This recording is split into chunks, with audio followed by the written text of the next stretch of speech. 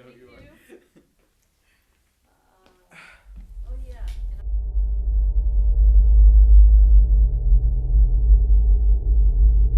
Yourself. I need you to put this mic on just real quick, but in a minute, all you need to do is just.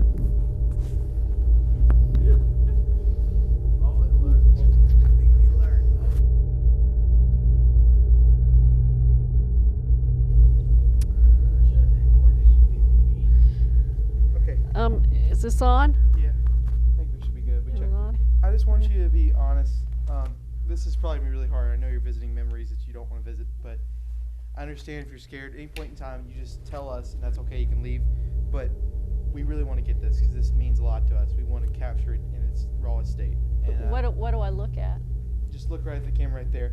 You should be talking into it, and we'll ask you the questions up here.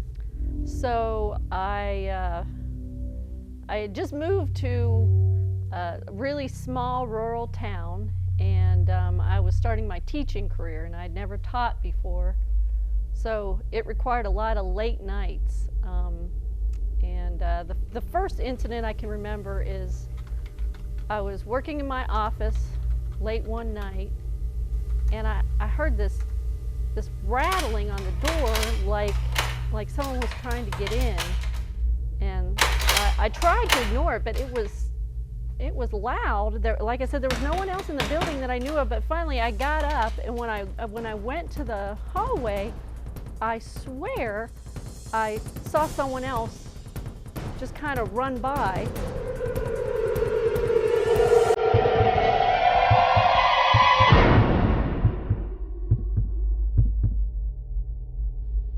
And there was nothing there.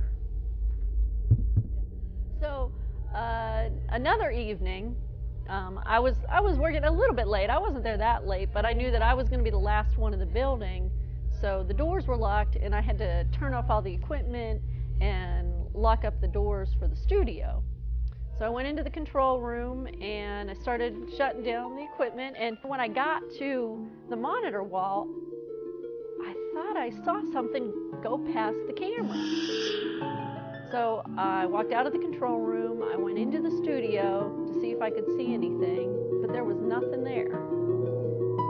Then when I went back into the control room, that's what really made me believe that something wasn't right.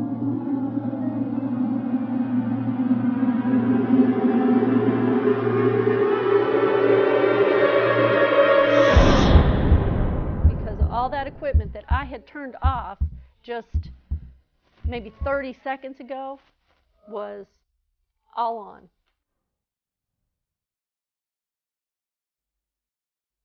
Really, everything that happened always seemed to happen in this building late at night after everyone had gone. So I tried to change my routine.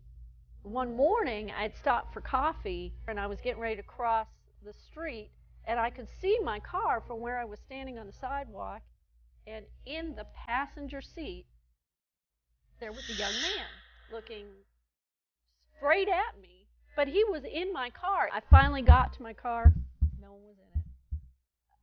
I don't have an explanation of how that person got into my car.